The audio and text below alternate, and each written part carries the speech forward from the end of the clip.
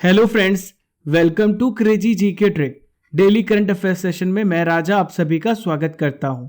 दोस्तों, आज है तारीख 29 जून 2022 और आज से संबंधित जितनी भी महत्वपूर्ण घटनाएं होने वाली है उसे मैं आपके लिए डिस्कस करूंगा।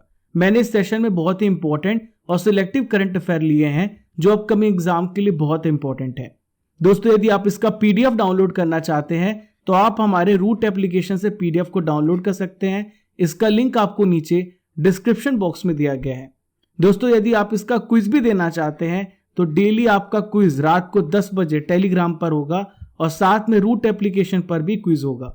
दोस्तों, इन सभी का फायदा उठाते रहें, डेली सुबह पढ़ें और शाम को क्विज दें और पीडीएफ भी आप डाउनलोड करें। कामयाबी मुझे ना मिले ये अलग बात है, पर मैं मेहनत ही ना करूं ये गलत बात है। दोस्तों, सबसे पहले मेहनत आती है, सबसे पहले संघर्ष आता है, उसके बाद ही सफलता मिलती है। कोई भी ऐसा दुनिया में ऐसा कोई व्यक्ति नहीं है जिसने संघर्ष ना देखा हो, जिसने मेहनत न की हो और फिर सफल हो गया हो। दोस्तों, शॉर्ट टर्म जो सक्सेस होती है वो भी शॉर्ट टर्म के लिए होती है। लॉन्ग टर्म सक्सेस के लिए लॉन्ग टर्म मेहनत करनी पड़ती है। डेली माता पिता का आशीर्वाद लेते हुए सुबह उठ करके टारगेट सेट करें और उस टारगेट को पूरा करने के लिए जी जान लगा दीजिए। चलिए दोस्तों, चलते हैं आज के सबसे पहले महत्वपूर्ण करंट अफेयर्स की ओर। तो पहला प्रश्न आप सभी के सामने रहा, हाल ही में पलोनजी मिस्त्री जी का निधन हो गया, वह कौन थे? पलोनजी मिस्त्री has passed away, who was he? तो दोस्तों, ये थे बिजनेसमैन। कौन थे? बिजनेसमैन थे। ठीक है दोस्तों, यहां पे लिखा मिस्त्री। मिस्त्री हमेशा क्या होता है दोस्तों? बिजी रहता है, हमेशा अपने काम में व्यस्त रहता है। तो इस प्रकार से आप याद रख सकते हो, जो मिस्त्री जी थे पलोनजी मिस्त्री, ये बिजनेसमैन थे। ये किस ग्रुप के चेयरमैन थे? तो ये शापूर जी पलोनजी ग्रुप के चेयरमैन थे। इनका 93 इयर्स में निधन हो गया है। दोस्तों, शापूर जी पलोनजी ग्रुप कौन सा कार्य करते हैं, कैसा कारोबार करते हैं? तो ये कंस्ट्रक्शन में है, ये इंजीनियरिंग क्षेत्र में कार्य करते हैं और रियल एस्टेट समेत कई ऐसे कार्य हैं जिनमें इनका साम्राज्य फैला हुआ है। पलोनजी मिस्त्री के पास प्रेजेंट में 1.02 लाख करोड़ रुपए की संपत्ति है। ये दुनिया में सबसे अमीर व्यक्तियों में से आते हैं। इनका स्थान 143 था। देखिए फ्रेंड्स, यहाँ पे निधन की बात आई है तो आइए जानते हैं हाल ही में हुए निधन के बारे में। सबसे पहले बात करेंगे जनरल बिपिन रावत जी के बारे में। किसके? जनरल बिपिन रावत जी के बारे में। दोस्तों, ये भारत के पहले सीडीएस थे, चीफ ऑफ डिफेंस स्टाफ थे। इनकी डेथ कब हुई दोस्तों? 8 दिसंबर 2021 को हेलीकॉप्टर में दुर्घटना हो गया था। हेलीकॉप्टर दुर्घटनाग्रस्त हो गया था, इस वजह से इनका निधन हुआ। 2016 में ये भारत के 27वें सेना प्रमुख नियुक्त किए गए और 1 जनवरी 2020 को देश के पहले सीडीएस बनाए गए। देखिए नेक्स्ट है फ्रेंड्स, मन्नू भंडारी। तो मन्नू भंडारी जी का हाल ही में निधन हुआ। यह कौन थे? ये लेखिका थे, प्रसिद्ध लेखिका एवं कथाकार थे। 2008 में व्यास सम्मान से इन्हें सम्मानित किया गया। कौन से लेख के लिए? एक कहानी, यह भी उपन्यास के लिए। राजस्थान संगीत नाटक अकादमी पुरस्कार 2001-2002 में इन्हें सम्मानित किया गया। अगली बात करेंगे हम पुनीत राजकुमार की। किसकी? पुनीत राजकुमार की। तो पुनीत राजकुमार कौन थे? ये एक्टर थे, कन्नड़ सुपरस्टार थे, अप्पू नाम से प्रसिद्ध थे। देखिए नेक्स्ट है कल्याण सिंह। अगली बात हम किसकी करेंगे? हम कल्याण सिंह की। तो कल्याण सिंह कौन थे? पॉलिटिशियन थे, उत्तर प्रदेश के पूर्व मुख्यमंत्री थे, राजस्थान व हिमाचल प्रदेश के पूर्व गवर्नर थे। चलिए दोस्तों, चलते हैं दूसरे महत्वपूर्ण प्रश्न की ओर। तो दूसरा महत्वपूर्ण प्रश्न आप सभी के सामने रहा, हाल ही में जीएसटी काउंसिल की 47th बैठक कहां पे शुरू हुई है? Where has the 47th meeting of the GST council started? तो दोस्तों, जीएसटी काउंसिल की 47वीं बैठक चंडीगढ़ में शुरू हुई है। कहां पर? चंडीगढ़ में। कब से शुरू हुई है? 28 जून से चंडीगढ़ में जीएसटी काउंसिल की 47th बैठक शुरू हुई है। दोस्तों, काउंसिल जो है 6 महीने के अंतराल के बाद बैठक कर रही है। इस पे क्या निर्णय होने वाला है दोस्तों, मैं आपको बता दूं क्या क्या सिफारिशें हैं। जो कृत्रिम अंग है, जो आर्टिफिशियल ऑर्गन है और जो ऑर्थोपेडिक ट्रांसप्लांट के समान है, इस पे 5% जीएसटी दर लागू करने की सिफारिश की गई है।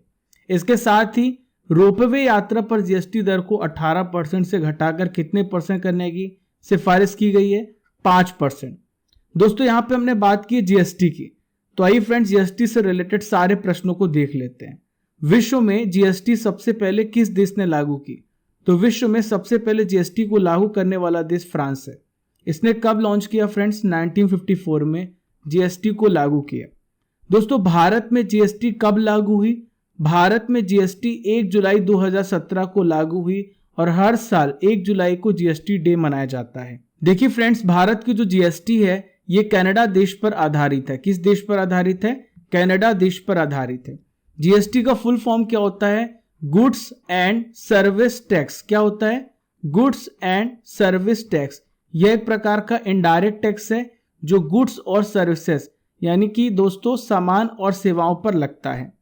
जीएसटी के लिए दोस्तों कौन सा संशोधन हुआ था? जीएसटी के लिए 122वां संविधान संशोधन बिल 2014 में संसद में प्रस्तुत किया गया था।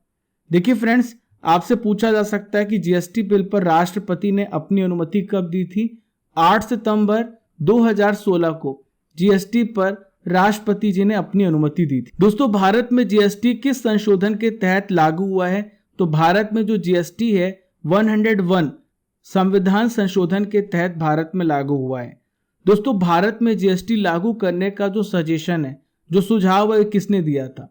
इस कमेटी का क्या नाम है? तो इस कमेटी का नाम है विजय केलकर समिति। क्या नाम है? विजय केलकर समिति। दोस्तों जीएसटी का मुख्यालय कहां पर है? जीएसटी का मुख्यालय दिल्ली में है। जीएसटी के ब्रांड एम्बेसडर कौन है? अमिताभ बच्चन है। जीएसटी लागू करने वाला भारत का सबसे पहला राज्य कौन सा है? यह है असम।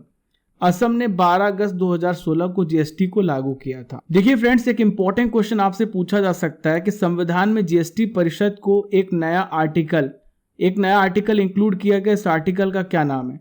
तो देखिए फ्रेंड्स, आर्टिकल 279A के तहत क्या किया गया है? जीएसटी का गठन किया गया है। दोस्तों जीएसटी परिषद का जो अध्यक्ष होता है वो कौन होता है? फाइनेंस मिनिस्टर होता है। भारत के वर्तमान में फाइनेंस मिनिस्टर निर्मला सीतारमण है। कौन है? निर्मला सीतारमण है। भारत में जीएसटी की कितने प्रकार के दर हैं? तो भारत में जीएसटी के 5 प्रकार के दर हैं। 0%, 5%, 12%, 18% और एक है 28%। तो 5 स्लैब है। मैं एक एक करके आपको बता रहा हूं कहां पर 0% का टैक्स लगता है, कहां पे 5% का टैक्स लगता है, कहां पे 12% और कहां पे 28%। देखिए फ्रेंड्स, सबसे पहले देखते हैं कि 5% जीएसटी किस पे लगता है, किन किन प्रोडक्ट्स पर। तो ये है फ्रेंड्स काजू किशमिश, चीनी चाय पत्ती, सोयाबीन, सूरजमुखी, सरसों का तेल, अगरबत्ती, पतंग, मिल्क पाउडर, ब्रांडेड पनीर, लालटेन। 500 से कम के फुटवियर पर 5% का जीएसटी लगता है। अब देखिए फ्रेंड्स, उन प्रोडक्ट्स को देखते हैं जहां पर 12% का आपको जीएसटी चुकाना पड़ता है। टूथ पाउडर, एलईडी, ताश के पत्ते, chess board, carrom board, exercise book, notebook, ketchup, sauce, mayonnaise, अचार, मुरब्बा, चटनी और जैम।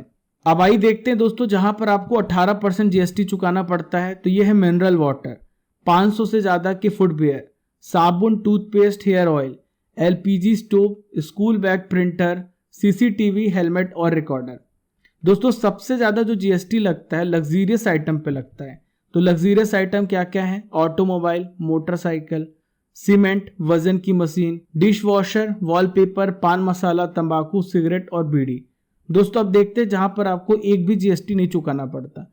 ये रोजमर्रा की चीजें जो डेली यूज में आती हैं, इन्हें सस्ता करने के लिए इस पर एक भी जीएसटी नहीं लगता। दूध, दही, लस्सी, गेहूं, चावल, अनब्रांडेड, शहद, आटा, मैदा, ताजा मांस, मछली, chicken, newspaper, colouring books, education services, sanitary napkin और राखी। चलिए दोस्तों चलते हैं थर्ड महत्वपूर्ण प्रश्न की ओर। हाल ही में भारत का कौन सा ऐसा राज्य है जो पक्षियों की अपनी रेड लिस्ट बनाएगा?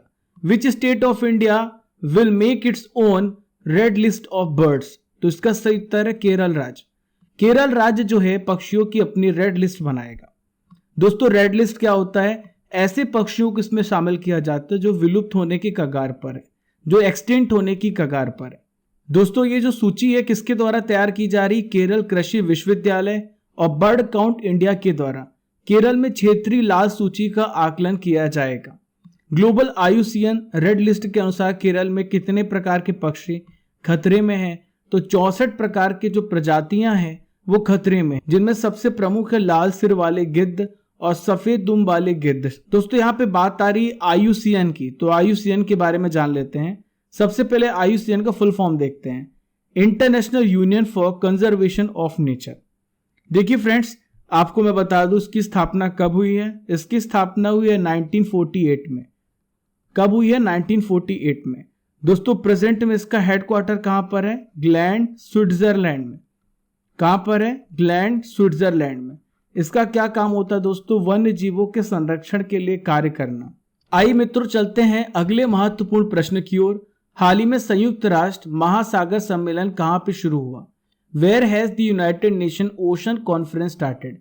तो दोस्तों कहां पे स्टार्ट हुआ है? लिस्बन में, पुर्तगाल की राजधानी लिस्बन में। ये जो सम्मेलन है केन्या और पुर्तगाल दोनों मिलकर के होस्ट कर रहे हैं। ये 5 दिन का संयुक्त राष्ट्र महासागर सम्मेलन शुरू हुआ है। देखिए फ्रेंड्स, भारत की तरफ से कौन शामिल हुआ है? तो भारत का रिप्रेजेंटेशन किया है केंद्रीय मंत्री डॉक्टर जितेंद्र सिंह। दोस्तों डॉक्टर जितेंद्र सिंह की बात आ रही है तो इनके पास कौन सा मंत्रालय है? तो इनके पास मंत्रालय है पृथ्वी एवं विज्ञान मंत्रालय। दोस्तों इस सम्मेलन का मकसद क्या है? महासागर का कंजर्वेशन करना, महासागर को प्रदूषित होने से बचाना, ऐसे एक्शन लेना ताकि वहां की जो विभिन्न प्रकार की प्रजातियां हैं उन्हें बचाया जा सके और सागर को भी बचाया जा सके। दुनिया भर के 130 से अधिक देशों के नेता दुनिया के महासागरों, समुद्रों और समुद्री संसाधनों की रक्षा के लिए एक अंतर्राष्ट्रीय समझौते पर सहमत होने के लिए 5 दिनों तक विचार विमर्श करेंगे। चलिए मित्रों चलते हैं अगले महत्वपूर्ण प्रश्न की ओर। 5th इंपॉर्टेंट करंट अफेयर्स आप सभी के सामने रहा। हाल ही में अंतर्राष्ट्रीय टेनिस हॉल ऑफ फेम ने किस भारतीय को गोल्डन अचीवमेंट अवार्ड से सम्मानित किया है? Which Indian has been honoured with the golden achievement award by the international tennis hall of fame? तो इसका सही उत्तर है विजय अमृतराज। क्या नाम है इनका? विजय अमृतराज। देखिए फ्रेंड्स, एक बहुत ही इंटरेस्टिंग ट्रिक है जो मैंने आपके लिए बनाई है इस नाम को याद करने के लिए। देखिए फ्रेंड्स, अंतरराष्ट्रीय टेनिस हॉल ऑफ फेम, किसी भी व्यक्ति को यदि अंतरराष्ट्रीय टेनिस हॉल ऑफ फेम मिलता है तो उसके लिए वो अमृत के समान है। क्या है? उसके लिए अमृत के समान है, जो सबको नहीं मिलता। तो विजय अमृतराज आप इस प्रकार से याद कर सकते हैं, अंतरराष्ट्रीय टेनिस हॉल ऑफ फेम इन्हें मिला है। Indian tennis great Vijay Amritraj को क्या मिला है? अंतरराष्ट्रीय टेनिस हॉल ऑफ फेम मिला है। देखिए फ्रेंड्स, ये किसके द्वारा मिला है? इंटरनेशनल टेनिस फेडरेशन के द्वारा गोल्डन अचीवमेंट अवार्ड के 2021 के प्राप्तकर्ता के रूप में इन्हें नॉमिनेट किया गया। दोस्तों गोल्डन अचीवमेंट अवार्ड से सम्मानित होने वाले ये पहले ऐसे भारतीय बन गए। यहाँ पे हमने बात की इंटरनेशनल टेनिस फेडरेशन की, तो आइए जानते हैं इसका मुख्यालय कहाँ पर है। दोस्तों इसका मुख्यालय है लंदन, यूके में। इसकी स्थापना 1 मार्च 1913 को हुई है। प्रेजेंट में इसके अध्यक्ष कौन है? David hugger. यहाँ पे बात आइए कर लेते हैं विजय अमृतराज की। इनका जन्म कहाँ पर हुआ है? चेन्नई में 1953 में। इन्होंने अपना पहला ग्रैंड प्रिक्स 1970 में खेला है। विजय ने 1973 में विंबलडन और यूएस ओपन के क्वार्टर फाइनल तक पहुंच करके एक बड़ी अचीवमेंट हासिल की थी। 1976 में विंबलडन में विजय सेमीफाइनल तक पहुंचे हैं और 1993 में इन्होंने संन्यास ले लिया। देखिए फ्रेंड्स, यहाँ पे हमने अवार्ड की बात की है, तो आइए जान लेते हैं हाल ही में प्रदान किए गए कुछ इंपॉर्टेंट अवार्ड्स के बारे में। सबसे पहले जो पुरस्कार है इसका नाम है टेम्पल्टन पुरस्कार 2022। तो किसे मिला है? भौतिकी विज्ञानी फ्रैंक विल्जैक को। नेक्स्ट है फ्रेंड्स रॉयल गोल्ड मेडल 2022। किसे मिला है? भारतीय वास्तुकार वीबी दोषी को। दोस्तों इनका नाम याद करने के लिए एक छोटी सी ट्रिक है, ध्यान से सुनिएगा। दोस्तों जो भी रॉयल होता है ना, उसके ऊपर दोष लगा पाना बहुत ही मुश्किल होता है। तो रॉयल गोल्ड मेडल किसे मिला है? भारतीय वास्तुकार वीबी दोषी को। नेक्स्ट है फ्रेंड्स विश्व खाद्य पुरस्कार 2022। किसे मिला है? सिंथिया रोसेन जुएक को। नेक्स्ट है फ्रेंड्स चारुदत्त मिश्रा, इन्हें व्हिटली गोल्ड अवार्ड से सम्मानित किया गया है। ममता बनर्जी को हाल ही में विशेष बांग्ला अकादमी पुरस्कार से सम्मानित किया गया है। देखिए फ्रेंड्स ज्ञानपीठ अवार्ड 2021 किसे मिला है? दामोदर माउजू को। दोस्तों आज की सबसे पहली नॉलेज फैक्ट्री आपके सामने आने वाली है। आज मैं आपको बताने वाला हूं प्रमुख राज्यों के चीफ मिनिस्टर्स के बारे में। सबसे पहले मणिपुर के चीफ मिनिस्टर के बारे में जानते हैं, तो इनका नाम है एन बीरेन सिंह। नेक्स्ट है कॉनरेड संगमा, ये मेघालय राज्य के सीएम है। जोरम थांगा, ये मिजोरम के सीएम है। नागालैंड के सीएम है नेफ्यू रियो। देखिए त्रिपुरा के सीएम है माणिक साहा जी। नेक्स्ट है सिक्किम, तो सिक्किम के सीएम है प्रेम सिंह गोले। अरुणाचल प्रदेश के सीएम कौन है फ्रेंड्स? पेमा खांडू जी। चलिए दोस्तों चलते हैं अगले महत्वपूर्ण प्रश्न की ओर। तो अगला महत्वपूर्ण प्रश्न आप सभी के सामने रहा, केम्पेगौड़ा इंटरनेशनल अवार्ड के लिए हाल ही में किसे चुना गया है? Who has been selected for the Kempegowda international award? तो इसका सही उत्तर है ऑल ऑफ द अबव। ये पुरस्कार एस.एम. कृष्णा को मिला है, नारायण मूर्ति को मिला है और प्रकाश पादुकोण को मिला है। अब आइए जानते हैं कि एस.एम. कृष्णा कौन है। तो एस.एम. कृष्णा जो हैं कर्नाटक के पूर्व मुख्यमंत्री थे, कर्नाटक के पूर्व सीएम थे। देखिए फ्रेंड्स, यहां पर लिखो नारायण मूर्ति। नारायण मूर्ति कौन थे? इन्फोसिस के संस्थापक और आईटी उद्योग के दिग्गज है नारायण मूर्ति। दोस्तों यहाँ पे प्रकाश पादुकोण कौन है? तो प्रकाश पादुकोण पूर्व बैडमिंटन खिलाड़ी थे। इन तीनों को केम्पेगौड़ा इंटरनेशनल अवार्ड से सम्मानित किया गया है। दोस्तों ये जो पुरस्कार है हाल ही में इसी साल शुरुआत किया गया है। ये पुरस्कार कर्नाटक के सीएम, क्या नाम है इनका? बसवराज बोम्मई। इन्होंने 27 जून को इन अवार्ड्स को प्रदान किया है। ये जो पुरस्कार है किनकी याद पर रखा गया है? बेंगलुरु शहर के निर्माता वास्तुकार है केम्पेगौड़ा, उनकी याद पर यह पुरस्कार रखा गया है। इस पुरस्कार के अंतर्गत कितनी नगद राशि मिलती है, कितना कैश प्राइज मिलता है? 5 लाख रुपए की नगद राशि प्रदान की जाती है। दोस्तों कर्नाटक का गठन कब हुआ? 1 नवंबर 1956 को। कर्नाटक की कैपिटल बेंगलुरु है। प्रेजेंट में गवर्नर कौन है? थावर चंद्र गहलोत। चलिए मित्रों चलते हैं 7th इंपॉर्टेंट करंट अफेयर्स की ओर। हाल ही में किस राज्य में पहली बार दुर्लभ मांसाहारी पादप कार्निवोरस प्लांट की प्रजाति पाई गई है? In which state a species of rare carnivorous plant has been found for the first time?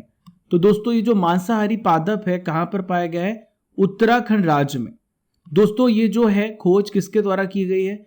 Uttarakhand one विभाग के द्वारा मंडल घाटी में उट्रिकुलेरिया फूरसेल्टा इस नाम का दुर्लभ मांसाहारी पौधे की प्रजाति पाई गई है।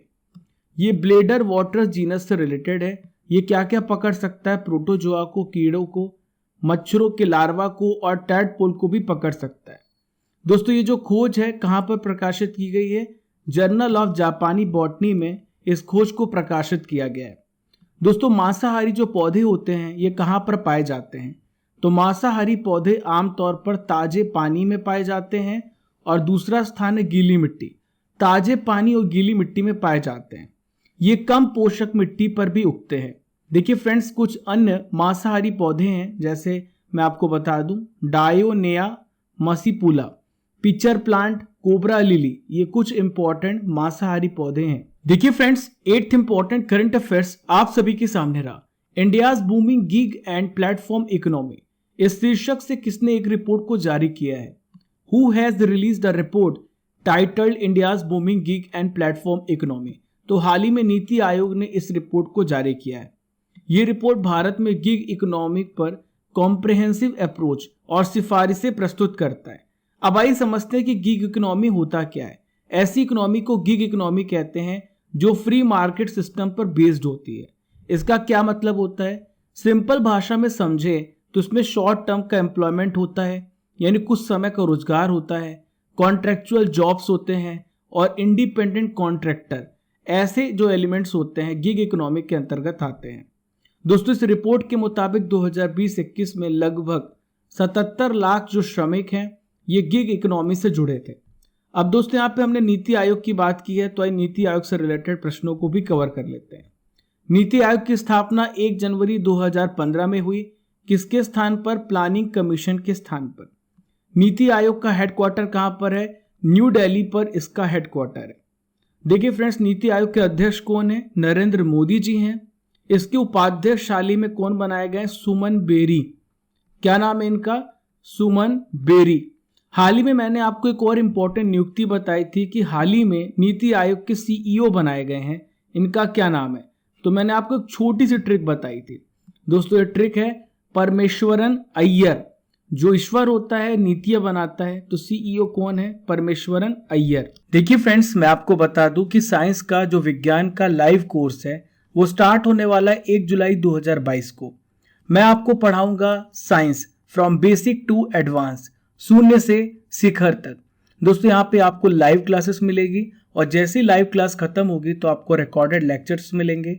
आप अपने डाउट को क्लियर कर सकते हो। यहाँ पर आपको रेज हैंड फीचर मिला हुआ है।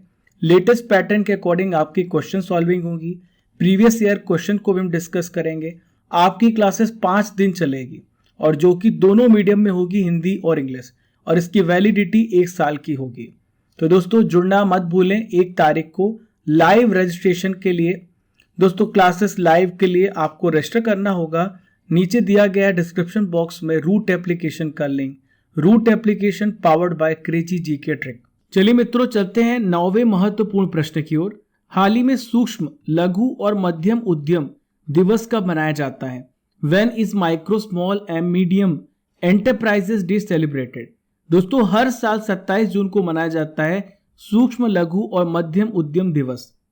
अब आइए समझते हैं कि ये क्या होता है सूक्ष्म, लघु और मध्यम उद्यम। देखिए फ्रेंड्स, इसका फुल फॉर्म क्या होता है एमएसएमई का? तो इसका फुल फॉर्म होता है micro, small and medium enterprises. Hindi में इसे हम कहते हैं सूक्ष्म, लघु एवं मध्यम उद्योग। अगर इसे आपको और आसान भाषा में समझना है तो एमएसएमई को हम बिल्कुल आसान भाषा में छोटे एवं मध्यम उद्योग या कारोबार कहते हैं। एमएसएमई जो उद्योग होता है स्थानीय स्तर पर किया जाता है, यानी लोकल लेवल पर किया जाता है। इस तरह का जो इंडस्ट्री होता है कम लोगों के माध्यम से कम जगह पर आसानी से संचालित किया जा सकता है। एमएसएमई जो उद्योग होता है 2 प्रकार का होता है। पहला होता है मैन्युफैक्चरिंग इंडस्ट्री। पहला कौन सा होता है? Manufacturing industry. और दूसरा होता है सेवा उद्योग यानी सर्विस सेक्टर। क्लियर है फ्रेंड्स? तो ये global economic growth and sustainable development में एमएसएमई के योगदान के बारे में अवेयरनेस बढ़ाने के लिए मनाया जाता है। दोस्तों 2017 से हर साल मनाया जा रहा है एमएसएमई दिवस। थीम याद रखिएगा, resilience and rebuilding MSMEs for sustainable development. MSME से टोटल जो एम्प्लॉयमेंट है लगभग 70% आता है और जीडीपी में 50% का कंट्रीब्यूशन आता है। दोस्तों आज का आखिरी महत्वपूर्ण प्रश्न आप सभी के सामने रहा। चौवलूर कृष्णकुट्टी कौन थे जिनका हाल ही में निधन हो गया? तो दोस्तों ये कौन थे, ध्यान से सुनिएगा। तो ये थे गीतकार, ये लिरिसिस्ट थे, प्रसिद्ध गीतकार और लेखक थे चौवलूर कृष्णकुट्टी। इनका निधन हो गया है। दोस्तों इन्होंने कहां पर कार्य किया है? दैनिक मलयाला मनोरमा के सहायक संपादक के रूप में रिटायर हुए थे और इन्होंने केरल कला मंडलम के उपाध्यक्ष के रूप में कार्य किया है। लगभग 3000 से अधिक भक्ति गीत और 200 पुस्तकें इन्होंने लिखी है।